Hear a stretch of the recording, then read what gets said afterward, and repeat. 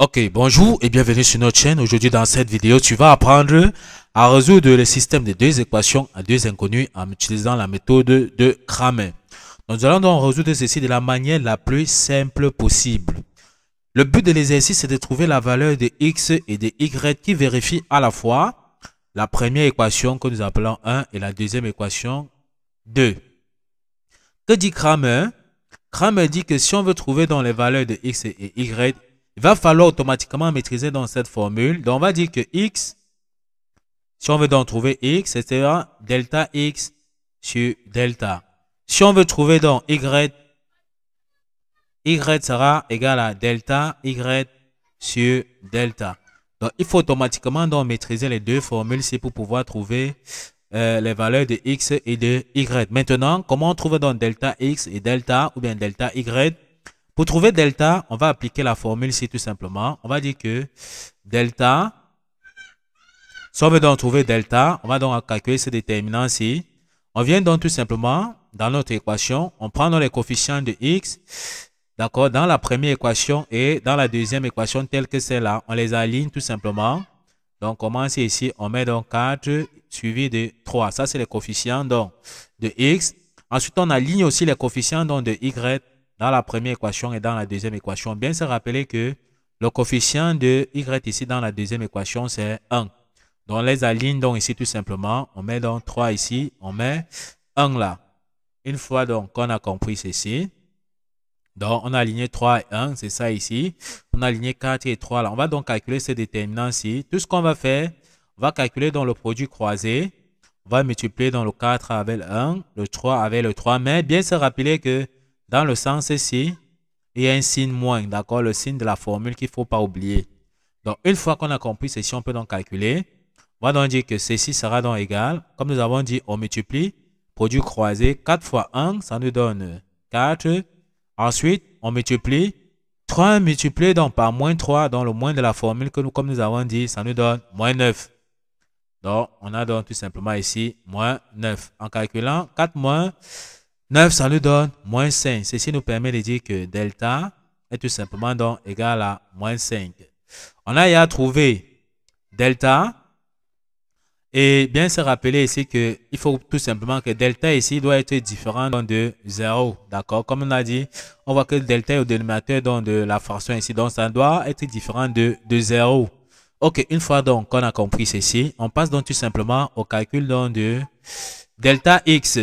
Maintenant, comment on calcule donc delta x? On va dire que delta x, on va donc calculer delta x ici tout simplement. On va donc dire ici que delta x est tout simplement donc égal. On trace encore tout simplement donc comme ceci. On trace là, on va calculer le déterminant. Pour calculer delta x, on part donc tout simplement donc dans la colonne des x ici, d'accord? On remplace ça tout simplement donc par 1 et 7. Donc, on vient ici, on met tout simplement ici 1 et 7. Ensuite, lorsqu'on a fini donc de remplacer ça dans la colonne des x, d'accord, par 1 et 7, on copie tout simplement dans le coefficient de y qui est 3 et 1.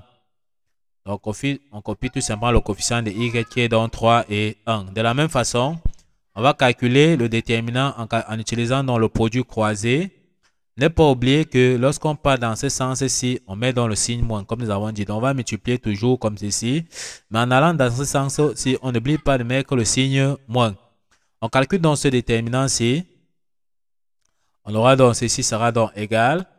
On calcule comme nous avons dit. 1 multiplié par 1, ça nous donne 1. Ensuite, on fait 7 multiplié par moins 3. Le moins qui est dans le moins de la formule, d'accord? 7 multiplié par moins 3, ça nous donne moins 21. On fait donc moins 21. 1 moins 21, ça nous donne moins 20. Ça nous permet de comprendre que delta x est tout simplement donc égal à moins 20. On a déjà trouvé delta x. Comment on va donc trouver delta y? De la même façon, on va dire que delta y est tout simplement donc égal. On va encore tracer dans notre déterminant. De la même façon, on va venir ici. Dans la colonne, cette fois-ci, comme c'est delta y que nous cherchons, dans la colonne de y, d'accord, on va remplacer les coefficients de y ici. On remplace ça par 1 et 7. On vient ici, on met tout simplement donc ici 1 et 7. Et on recopie tout simplement donc les coefficients donc, de x ici qui est 4 et 3. Donc c'est comme ça qu'on fait pour calculer. Donc tout simplement, changer un peu de couleur. On met ici tout simplement donc 4 et 3. De la même façon, pour calculer le déterminant, on fait dans le produit croisé. Et ne pas oublier, comme nous avons dit, lorsqu'on part dans ce sens-ci, on va faire donc 4 fois 7, 3 multiplié donc par moins 1. Donc avec le moins de la formule, comme nous avons dit ici. Donc ne pas oublier ce moins-ci. On fait tout simplement dans le produit croisé. Donc 4 multiplié par 7, ça nous donne... Donc 4 multiplié par 7, ça nous donne 28. Ensuite, on fait 3 multiplié par moins 1, ça nous donne moins 3. On a donc tout simplement delta y. On peut donc dire que delta y sera tout simplement donc égal. Delta y sera égal à 28 moins 3, ça nous donne 25. On a donc trouvé delta y, on a trouvé delta x. Ça veut dire qu'on peut donc appliquer notre formule qui dit que de Cramer qui dit que x est égal à delta x sur delta. On a trouvé delta x, on a trouvé delta. Or, delta x, on a vu que c'est moins 20. Delta, on avait vu que c'est moins 5. On n'a qu'à appliquer tout simplement ici. Donc, on peut donc dire que ceci sera delta x. On a vu que delta x, c'est moins 20. Sur delta, on a vu que delta, c'est moins 5. Les moins se simplifient. 20 divisé par 5, ça nous donne 4. Ça nous permet de dire effectivement que x ici est égal à 4. On a donc déjà trouvé la valeur de x. De la même façon, on avait vu que y était égal à delta y sur delta.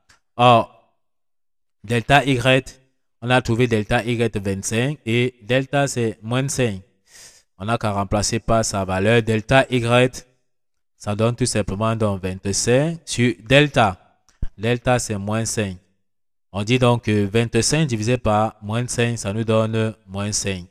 Donc, y est égal à moins 5.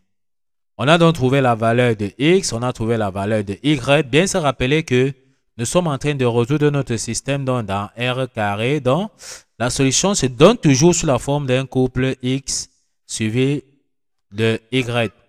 Dans la solution de notre système d'équation, on fait donc attention à ces niveaux. Bien ouvrir la parenthèse. Commencez par mettre la valeur de x. Or, nous avons vu que la valeur de x est 4 et la valeur de y c'est moins 5. Donc, on commence donc par la valeur de x. Toujours commencer par la valeur de x suivi de la valeur de y. C'est pour ça qu'on dit le couple x, y. Une fois qu'on a compris, on peut donc tout simplement encadrer notre résultat. Une fois qu'on a donc fini ceci, on va donc vérifier. On passe à l'étape de vérification. On va voir si le x et le y vérifient dans nos équations. Est-ce qu'en remplaçant x et y ici par leur valeur, ça nous donne 1. D'accord, on passe donc à l'étape de vérification. En remplaçant ici, x par sa valeur, on aura donc 4 multiplié par x. Nous avons vu que x est 4. Plus 3 multiplié donc. Bon, on va donc faire tout simplement ici la vérification. Donc, on remplace ici x par sa valeur, donc 4 multiplié par x, donc on aura 4 multiplié donc par x qui est 4 plus 3 multiplié par la valeur de y. Nous avons vu que la valeur de y c'est 5. On aura 4 fois 4, ça nous donne 16. 3 multiplié par moins 5, ça nous donne moins 15. 16 moins 1, moins 15, ça nous donne 1. On voit que ça valide la première équation. De la même façon, on va donc calculer...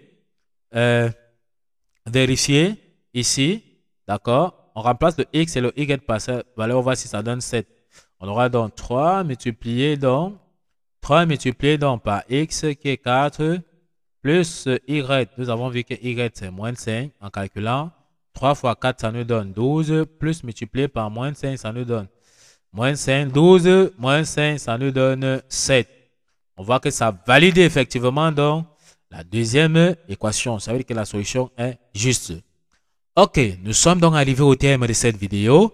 Ne manquez pas de vous abonner à la chaîne, de liker la vidéo, de partager la vidéo aux proches et amis et d'activer la cloche de notification pour ne plus manquer nos prochaines vidéos. Sur ce, à bientôt.